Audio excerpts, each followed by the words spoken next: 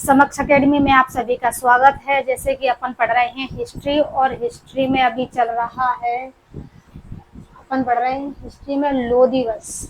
लोधी वंश में अपन ने बहलोल लोधी पढ़ लिया था, जो लोधी वंश का संस्थापक माना जाता था। सबसे पहले दिल्ली की गद्दी पर बैठा, उसने अपने काफी प्रशासनिक सुधार। सिकंदर लोधी के बारे में पढ़ेंगे। इससे पहले अपन ने बहलोल लोधी के बारे में पढ़ा था, जो दिल्ली की गद्दी पर बैठा था। उसने लोधी वंश को शुरू किया था। उसने काफी अच्छे प्रशासनिक कार्य, काफी अच्छे सुधार, काफी अच्छी नीतियां करी थी। इसलिए लोधी वंश में सिकंदर लोधी, बहलोल लोधी, इब्राहिम लोधी, ये सभी इस लोधी वंश में ये तीनों फेमस हैं। और इन्हीं से लोधी वंश में ज्यादा क्वेश्चन बनते हैं। और तीन ही लोधी वंश के संस्थापक मतलब शासक माने जाते हैं। वो ये तीन ही शासक लोधी वंश से पढ़े जाते हैं, क्योंकि इन्हीं से ज्यादा क्वेश्चन आने की संभावना होती है। जैसे लोधी वंश पूछा जाता है तो जैसे अभी इस टाइम जैसे कुछ समय चल रहा है चर्चा कि वर्ग एक की वैकेंसी आने वाली है, तो हिस्ट्री में जो मध्यकालीन हिस्ट्री का जो पार्ट है वो मैं आपको कवर कराने की कोशिश करूंगी। धीरे धीरे कोशिश करूंगी कि पूरी हिस्ट्री, दिसंबर में नोटिफिकेशन आने वाला है, जब तक पूरी हिस्ट्री का जो का पैटर्न है वो पूरा वर्ग एक के अकॉर्डिंग पूरा कवर करवाने की कोशिश करेंगे। बाकी तो ऑल एग्जाम के लिए है ही, जिस भी एग्जाम में हिस्ट्री आती है, जिस भी एग्जाम में मतलब बाकी जीएस पूछा जाता है, तो कुछ पॉइंट हिस्ट्री के रहते हैं। तो आप पीएससी के लिए पढ़ सकते हैं, वर्ग एक के लिए पढ़ सकते हैं। मतलब पैराग्राफिकल पॉइंट बाय पॉइंट के तरीके से कवर किया है। ऐसा नहीं है कि इकट्ठा नहीं लिया है। प्रशासनिक चीज, उसके कार्य, किसी भी संस्थापक की नीतियां, उसके जो नियम, उसके जो निष्कर्ष, सभी चीजों को दिया है। जितने भी क्वेश्चन होते हैं सबको कवर करने की कोशिश किया है। तो ये आपके लिए बहुत महत्वपूर्ण रहेगा, ये आपके लिए बहुत हेल्पफुल रहेगा, क्योंकि आप इसको पढ़ेंगे और समझे आगे आपके वर्ग के धीरे धीरे सारे जो पैटर्न है सिलेबस में कवर करने की कोशिश करेंगे। अभी अपन पढ़ते हैं, अपन पढ़ रहे हैं लोधी वंश में सिकंदर लोधी।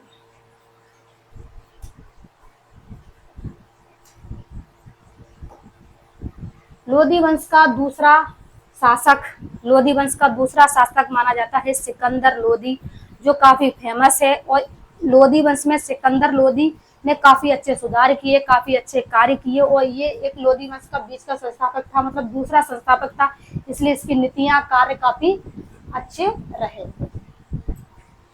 दिल्ली सल्तनत के लोधी वंश का एक प्रमुख शासक था, मतलब एक प्रमुख शासक के रूप में भी माना जाता है सिकंदर लोधी को, क्योंकि इसके जो कुछ कार्य थे वो इब्राहिम लोधी या बहलोल लोधी से हटकर माने जाते हैं। इसलिए इसको एक प्रमुख संस्थापक या प्रमुख शासक कहा जाता है। किसका? लोधी वंश का। उसका पूरा नाम निजाम खां सिकंदर लोधी था। इसका जो पूरा नाम था वो था निजाम खां सिकंदर लोधी। लोधी सिकंदर लोधी का अगर पूरा नाम पूछा जाता है, वैसे ज्यादातर ऐसे नाम कम ही पूछे जाते हैं, क्योंकि अब जो पैटर्न आ रहे हैं उनमें घुमा फिरा के क्वेश्चन पूछे जाते हैं, डायरेक्टली क्वेश्चन कम पूछे जाते हैं। इसलिए प्रशासनिक कार्य, नीतियां वगैरह, इन सब चीजों को समझना अब के पैटर्न के अकॉर्डिंग, बदलते हुए पैटर्न के अकॉर्डिंग बहुत ज्यादा जरूरी है। तो इसका पूरा नाम था निजाम खां सिकंदर लोधी। जैसे पूरा फुल नाम देकर भी क्वेश्चन पूछ लिया जाए तो कंफ्यूज ना हो। वह बहलोल लोधी का पुत्र था। वह बहलोल लोधी का पुत्र था, और बहलोल लोधी के बाद इसने संस्था संभाली थी। मतलब बहलोल लोधी के बाद सिकंदर लोधी गद्दी पर बैठा और उसने इसकी संस्था को, मतलब बहलोल लोधी की सत्ता को संभाला।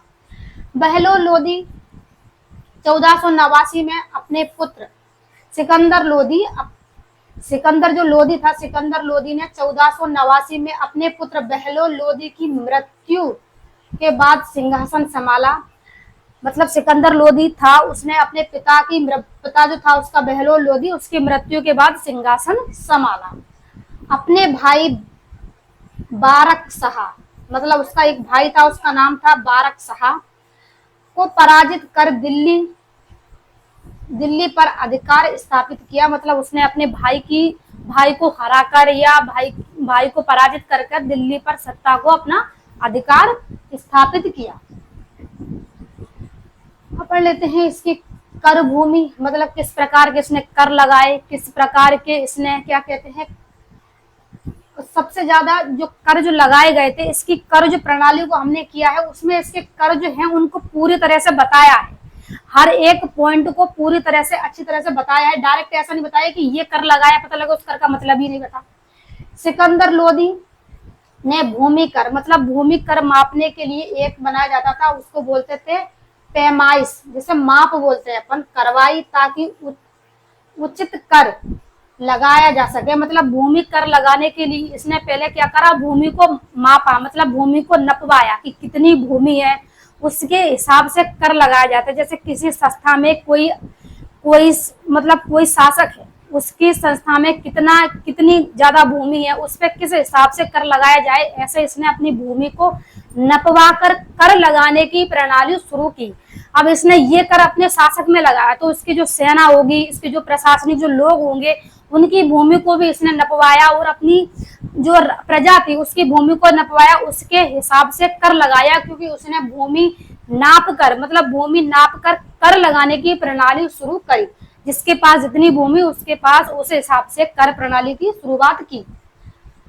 उपजाऊ, इसने बंजर जो भूमि कम उपजाऊ थी उस पर भी कर लगाया, और जो ज्यादा उपजाऊ थी उस पर भी कर लगाया। जो उपजाऊ भूमि थी उस पर 1/3, उस पर 1/3% कर लगाया, और जो थोड़ी कम उपजाऊ भूमि थी, मतलब उस पर 1/2, 1/3 कम उपजाऊ भूमि पे लगाए, 1/2 ज्यादा उपजाऊ भूमि पे लगाए। 1/3 इसका मतलब ये नहीं ज्यादा है, 1/3 है तो उसने कम, जो कम उपजाऊ भूमि थी उस पर कर लगाया, और 1/2 का मतलब होता आधा, जो ज्यादा उपजाऊ भूमि थी उस पर उसने आधे के हिसाब से कर लगाया। सरकारी राजस्व के रूप में लिया जाता था, मतलब इसका जो कर था, वो जो कर लेने की प्रणाली थी, उस प्रणाली को इसने सरकारी राजस्व के हिसाब से जोड़ दिया। मतलब इसके कर लेने का तरीका था वो सरकारी राजस्व के हिसाब से, जैसे बताया जा रहा है कि सरकारी राजस्व के रूप में कर लिया। इसने कर वसूला, अपनी प्रशासनिक व्यवस्था से जोड़कर इसने कर वसूला, उसको इसने कहा कि सरकारी राजस्व के हिसाब से कर लिया जा रहा है। जैसे इस टाइम अपने टैक्स लिए जाते हैं, जो ये जीएसटी वगैरह ये टैक्स लिए जा रहे हैं, ये किस सरकारी नियमों के हिसाब से लिए जा रहे हैं। इसलिए भूमि पर जो फसल पर जो कर लिया जाता था उसको राजस्व कहते थे, तो वो सरकारी नीति के हिसाब से कर लिया। किसानों को नगद या फसल के रूप में कर चुकाने को छूट दी, मतलब इसने किसानों से कहा कि नगद कर नहीं लेना है, और उसने कहा कि फसल के रूप में किसानों को नगद कर ना देकर फसल के रूप में कर देना था। मतलब जो अपनी भूमि थी उसकी जो उपजाऊ जो फसल थी उस फसल को कर के रूप में देना था, ना कि नगद, मतलब पैसे कर के रूप में नहीं लिए। उसने उस भूमि की उपजाऊ जो फसल थी उसके रूप में कर लिया। जैसे जितनी फसल उपजाऊ हो रही थी उस फसल के हिसाब से उस पर जो कर लिया, तो वो कर के रूप में क्या ली, उसने फसल ली जो जनता के लिए अच्छी थी। अब बटाई प्रणाली, मतलब इसकी कुछ बटाई प्रणाली थी। फसल को सरकारी अधिकारियों और किसानों के बीच बांटा जाता था। मतलब इसकी जो बटाई प्रणाली थी उसमें क्या था, फसल को सरकारी अधिकारी, मतलब जो इसकी जो मतलब सत्ता थी उसमें जो कार्य कर रहे थे उन अधिकारियों को क्या करता था, उन अधिकारियों को फसल देता था, और किसानों के बीच भी बांटी जाती थी। मतलब जो प्रणाली थी उसकी किस अधिकारियों को भी देना था और किसानों को भी देना था। उसने इस तरह से जो कर लिया उसको इस हिसाब से उसने बांटा। जकात और जजिया ये 2 धार्मिक कर होते हैं। जैसे खुस्म अपन ने आगे पढ़ा, इसमें अपने उसमें आगे पढ़ा खिराज और खुम्स, ये भूमि पर लिए जाने वाले कर थे। अपन पढ़ रहे हैं जकात और जजिया, ये 2 धार्मिक कर माने जाते हैं जो धर्म के रूप में लिए जाते हैं। जकात कर ज्यादातर ऐसे धार्मिक यात्राओं, धार्मिक क्या कहते हैं नियमों पे लिए जाते थे, और जजिया जो कर है वो धार्मिक रीति रिवाजों के हिसाब से या किसी भी एक पर्टिकुलर धर्म पर लगाया जाने वाला, हिंदू धर्म पर लगाया जाने वाला कर था, वो जजिया था। अब जो जकात था, तो जकात मुस्लिमों पे भी लगने वाला कर था, और जो गैर मुस्लिम थे उन पे भी लगने वाला कर था। वो जजिया ज्यादातर ऐसे हिंदुओं पर भी लगने वाला कर माना जाता है। तो पहला कर था इसका जकात। मुस्लिम समुदायों में जकात, मतलब मुस्लिम समुदायों पर लगने वाला कर था जकात, जो कितना था 2.5% लिया जाता था। मतलब मुस्लिम समुदाय वाले व्यक्ति थे उन पर भी एक कर लिया जाता था, वो था जकात। इस्लामिक नियम के अनुसार गरीबों और धार्मिक कार्यों में खर्च किया जाता था। मतलब जो जकात कर लिया जाता था मुस्लिम व्यक्तियों पर, उसने उस कर को इस्लामिक नियम, जो इस्लामिक नियम थे, और उनकी क्या थी, गरीबों और धार्मिक, मतलब गरीब व्यक्तियों की सहायता के लिए और धार्मिक को सुधार या धार्मिक खर्चों में उस जिस कर को लेता था, मतलब जकात को लेता था, तो धार्मिक सुधारों में और उनकी धार्मिक नीतियों पर ये कर खर्च करता था, जकात को। अब जजिया, ये गैर मुस्लिम कर था, मतलब जजिया जो था वो गैर मुस्लिम कर था, ये मुस्लिमों पर नहीं लगता था। हिंदुओं पर हिंदुओं और अन्य गैर मुस्लिमों पर जजिया कर लिया जाता था, जो उनकी सुरक्षा के बदले में था, मतलब हिंदुओं पर और गैर मुस्लिमों पर। मैंने वैसे भी कहा था कि जजिया सिर्फ जहां भी जजिया कर का जिक्र हो, ज्यादातर ऐसे किसी भी शासक काल, किसी भी राजा के शासन काल में हो, किसी भी मुस्लिम जो मतलब शासक था वो कोई ये कर लगाए जजिया, तो वो ज्यादातर ऐसे हिंदू धर्म पर ही लगने वाला कर है। ये गैर मुस्लिम कर था, और ये क्या किसके लिए, मतलब जो गैर मुस्लिम थे उनकी सुरक्षा के लिए लिया जाता था जजिया। हालांकि सिकंदर लोदी ने इसे कड़ाई से लागू किया, और जिसमें हिंदू समुदाय में असंतोष फैला, मतलब इसने जो जजिया कर था उसको कड़ाई से लागू किया, और उसको लेने के लिए हिंदू समुदायों के जो व्यक्ति थे उसमें असंतोष फैल गया कि जजिया कर मतलब जो सुरक्षा के रूप में लिया जा रहा है या सुरक्षा के रूप में मांगा जा रहा है, ये जजिया कर सही नहीं है। खैर सिकंदर लोदी के ज्यादा जजिया कर का जिक्र नहीं माना जाता है, जिकात का ज्यादा जिक्र माना जाता है, पर बाई चांस कोई क्वेश्चन जजिया कर से या सिकंदर लोदी से बने तो ये सिकंदर लोदी ने इस अकॉर्डिंग, क्योंकि सुरक्षा के लिए, हिंदू समुदाय की सुरक्षा के लिए जजिया कर लिया था इसे। चुंगी कर नाम से ही समझ में आ रहा है कि किसी आयात निर्यात के चौराहे शुल्क के रूप में लिया जा रहा है चुंगी कर। व्यापारिक चुंगी कर वसूला जाता था, मतलब व्यापारियों पर चुंगी कर वसूला जाता था, जो माल की बजाही, मतलब माल की बजाई पर लगाया जाता था, बाजारी पर लगाया जाता था। जो जजिया मतलब ये क्या कहते चुंगी कर था, जो माल की बाजारी पर, मतलब माल के ले जाने पर, उसको क्या कहते बेचने पर, उसकी जो व्यवस्था पर जो कर लगाया जाता था उसका नाम था चुंगी कर।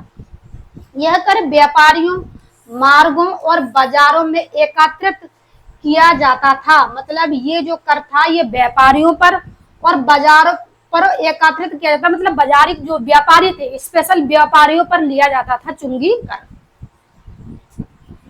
प्रशासनिक सुधार, इसके कुछ प्रशासनिक सुधार पढ़ते हैं। उसने एक मजबूत प्रशासनिक व्यवस्था स्थापित की, न्यायप्रिय शासक के रूप में प्रसिद्ध हुआ। मैंने पहले बताया था कि सिकंदर लोदी अपने शासन काल में बहुत फेमस था, उसकी प्रशासनिक व्यवस्था भी कड़ी थी, उसकी धार्मिक नीतियां भी कड़ी थी, और उसने अपने जो नियम बनाए थे अपने शासन काल में वो भी उसने बहुत सटीक बनाए थे। इसलिए ये अपनी प्रशासनिक व्यवस्था के लिए बहुत ही और न्याय व्यवस्था के लिए बहुत ही कट्टर माना जाता था। बताया जा रहा है कि प्रसिद्ध मतलब अपनी प्रशासनिक व्यवस्था और न्याय व्यवस्था के लिए प्रसिद्ध था। इसका न्याय जो था वो सभी के लिए समान था, उसने सभी को समान लेकर न्याय किया, किसी को गलत लेकर न्याय नहीं किया। अब देखो जो ये दिए गए हैं, ये जो कर दिए गए हैं और इनके जो पॉइंट दिए गए हैं, ये पॉइंट भी बहुत ज्यादा इंपॉर्टेंट है। जैसे वजीर वित्त प्रशासनिक का प्रमुख होता है, पहले ही बता दिया है कि जो वजीर होता है वो क्या होता है, वित्त प्रशासनिक का प्रमुख होता है, और वजीर का जो पद होता है वो प्रधानमंत्री माना जाता है। उस टाइम एक व्यक्ति होता था वजीर, जिसका बहुत अहम भूमिका मानी जाती थी, और वजीर का जो पद था वो किसके बराबर था, प्रधानमंत्री के बराबर था, और वो वित्त और प्रशासनिक का प्रमुख था। मतलब वजीर के हिसाब से वित्त व्यवस्था और प्रशासनिक व्यवस्था चलती थी, जैसे अभी किसी के साथ चलती है, प्रधानमंत्री के साथ चलती है।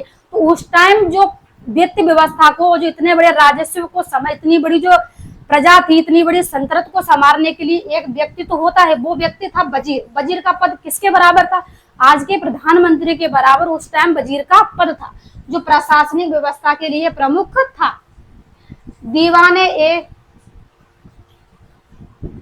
विजारत, मतलब दीवाने ए विजारत नाम का एक पद था, जो राजस्व विभाग के लिए फेमस था।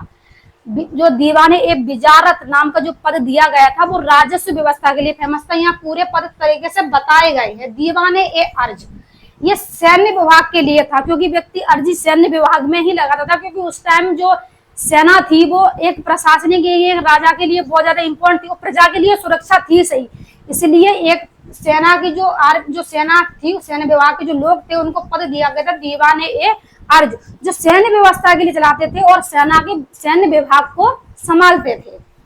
दीवाने ए रिसालत, दीवाने ए रिसालत जो था ये धार्मिक कानून के मामले में बोलते थे। मतलब दीवाने ए रिसालत जो पद था वो किसकी सुरक्षा करते थे? धार्मिक कानून के निर्णय लेते थे।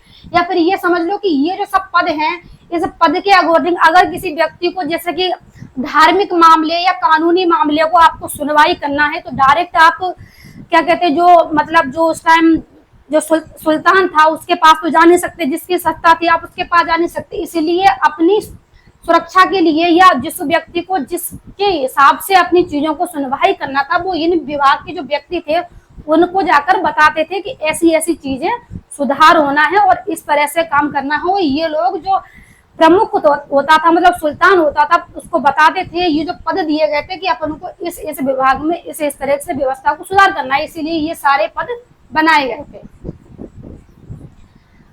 अब न्याय व्यवस्था, इसकी न्याय व्यवस्था बहुत ही ज्यादा कड़ी थी, समझ में आ रहा है क्योंकि इसने अपने जो कार्य किए थे वो काफी अच्छी तरीके से किए थे। इसकी न्याय व्यवस्था भी अच्छी थी।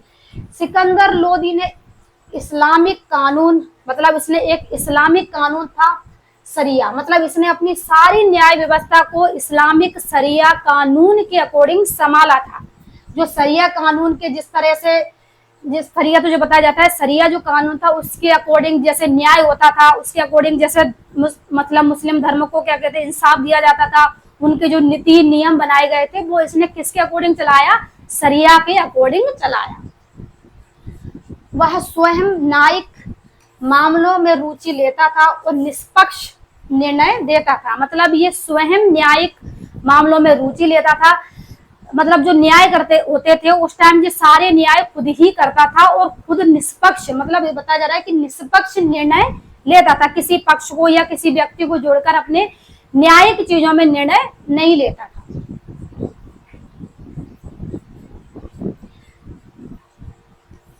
प्रांतीय प्रशासन, प्रांतीय प्रशासन इक्तादारों, गवर्नरों के हाथों में थी। मतलब प्रांतीय जो प्रशासनिक व्यवस्था थी उसमें एक पद था इक्तादार। इक्तादार का मतलब होता था कि जो इक्तादार है वो गवर्नर है। इक्तादार का एक पद दिया गया था उसको गवर्नर, देखो जितने भी पद दिए गए हैं उनके नाम भी मेंशन किए गए हैं इसलिए कंफ्यूजन ना हो। इक्तादार का मतलब होता है गवर्नर। जो इक्तादार का जो पद था वो किसके लिए था? प्रांतीय प्रशासनिक, मतलब जो बाहर की जो सीमाएं थी, जो आसपास के जो राज्य जीते जाते थे, जिसे प्रांत जीतते थे उनको अपनी मतलब प्रजा में, मतलब अपने साम्राज्य में मिलाते थे, तो उनको मिलाने के लिए, उनको चलाने के लिए एक व्यक्ति नियुक्त किया गया था, उसका पद था इक्तादार। इक्तादार व्यक्ति वहां का गवर्नर माना जाता था। इक्तादार कर वसूलते थे। जो प्रांत जीते गए थे, जो प्रांतों को मिलाया गया था, उनमें जो इक्तादार थे वो कर वसूलते थे। और मैंने पहले कर प्रणाली पढ़ाई थी, वो उनको पढ़ाई थी जो सत्ता में कर चल रहे थे, मतलब उस टाइम था दिल्ली में था या उसके आसपास जो संस्थाएं थी उनमें जो कर चल रहे थे वो वहां के व्यक्ति उसके अकॉर्डिंग संभालते थे, और जो इक्तादार थे, जो आसपास के जो प्रांत थे उनमें ये कर को संभालते थे। कर वसूलते थे कौन? इक्तादार। और सैन्य प्रबंध करते थे, मतलब वहां के कर वसूलते थे और वहां के सैन्य प्रबंध की व्यवस्था देखते थे।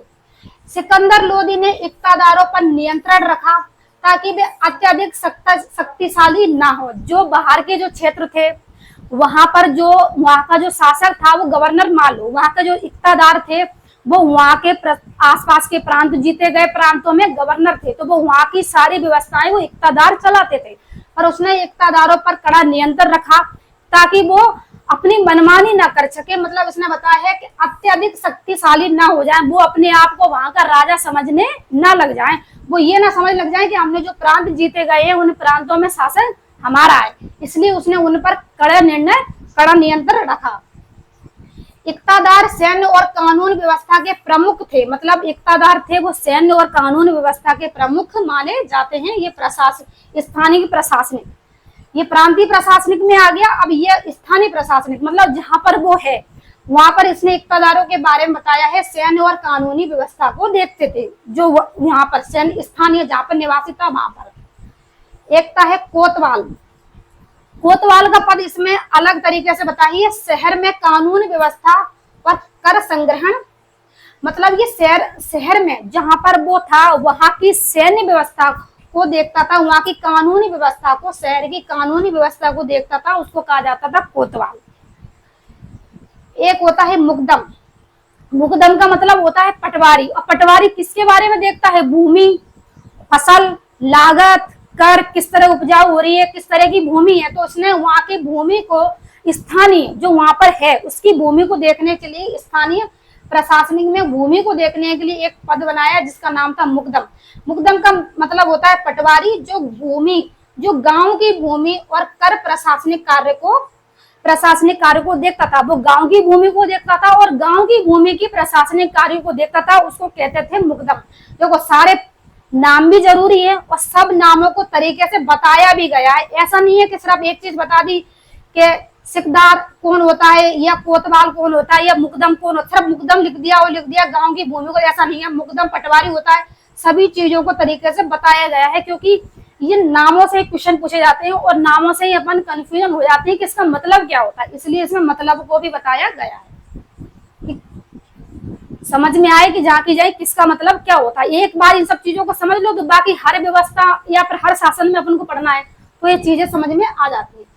अब धार्मिक नीति, इसके जब प्रशासनिक नीति इतनी अच्छी थी, व्यवस्थाएं इतनी अच्छी थी, कर कानून जो वसूल करने का तरीका अच्छा था, धार्मिक नीति भी इसकी अच्छी थी। सिकंदर लोदी एक कट्टर सुन्नी मुस्लिम था। मैंने पहले पढ़ाया था जब बहलोल लोदी पढ़ाया था कि बहलोल लोदी था वो सुन्नी मुस्लिम था, मतलब उसने बताया था कि मैं सुन्नी मुस्लिम हूँ। अफगान का जो व्यक्ति था वो उसने अपने आप को सुन्नी मुस्लिम बताया था, तो ये भी बहलोल लोदी का बेटा था, इसलिए ये कट्टर सुन्नी मुस्लिम था। उसने हिंदुओं पर कुछ प्रतिबंध लगाए, जैसे हिंदुओं को घोड़े की सवारी करने पर रोक, मतलब एक कट्टर सुन्नी मुस्लिम था, इसने अपनी कट्टरता नीतियों के अकॉर्डिंग हिंदुओं पर कुछ प्रतिबंध लगाए, मतलब हिंदुओं को घोड़े की सवारी करने पर प्रतिबंध लगा दिया कि जो हिंदू हैं वो, ऐसा हो सकता है कि जो हिंदू थे तो उसके जो मतलब लोधी शासन या हर एक शासक के अपने सेना होती है, अपने घोड़े होते हैं, तो उन पर सवारी करने की इसने व्यवस्था, मतलब उसमें प्रतिबंध लगा दिया है। पर हिंदू हमारी सेना में रहेंगे तो वो घोड़ा पर सवारी नहीं करेंगे, ऐसा इसमें कहा जा रहा है। और मंदिरों को नुकसान पहुंचाया, मतलब हिंदुओं पर जब घोड़े की सवारी करने का प्रतिबंध लगाया तो जो वहां के जो हिंदू थे, मतलब यहाँ के जो हिंदू थे और उनके मंदिरों को भी नुकसान पहुंचाया। हालांकि उसने कुछ हिंदुओं के विवादों और अपने दरबार, हालांकि उसने कुछ हिंदू विद्वानों को भी, जैसे मैंने पहले बताया था कि बहलोल लोदी पढ़ाया था, बहलोल लोदी के दरबार में 2 हिंदू अमीरों का जिक्र किया गया था जो वहां पर खास थे और उन्होंने बहलोल लोदी के बारे में लिखा भी था, और इसने कुछ हिंदू विद्वानों को अपने दरबार में भी संरक्षण दिया। ऐसा नहीं है कि इसने सभी पर पाबंदी लगाई होगी या फिर सभी को नुकसान पहुंचाया होगा, कुछ हिंदू विद्वान थे जिनको उसने अपने दरबार में लिखा, हिंदू विद्वान थे। सांस्कृतिक योगदान, इसका कुछ अपना सांस्कृतिक योगदान भी रहा होगा, इसने जब से अपनी जो प्रशासनिक व्यवस्था चलाई उसमें इसका सांस्कृतिक योगदान था। उसने आगरा शहर की स्थापना करी 1504 ईस्वी में और इसे अपनी राजधानी बनाया। देखो अपन धीरे धीरे मुगल वंश की तरफ पढ़ रहे हैं, आगरा का जिक्र शुरू हो गया, धीरे धीरे अपन क्या कहते हैं आगे जो चैप्टर शुरू होगा मुगल शुरू होगा। तो उसने क्या करा, आगरा शहर की स्थापना की 1504 में और इसे अपनी राजधानी बनाया, आगरा को अपनी राजधानी बना लिया। फारसी साहित्य को प्रोत्साहन दिया और कई विद्वानों को संरक्षण प्रदान किया, मतलब इसने फारसी जो साहित्यकार थे उनको भी प्रोत्साहन दिया और कई विद्वानों को अपने दरबार में संरक्षण प्रदान किया।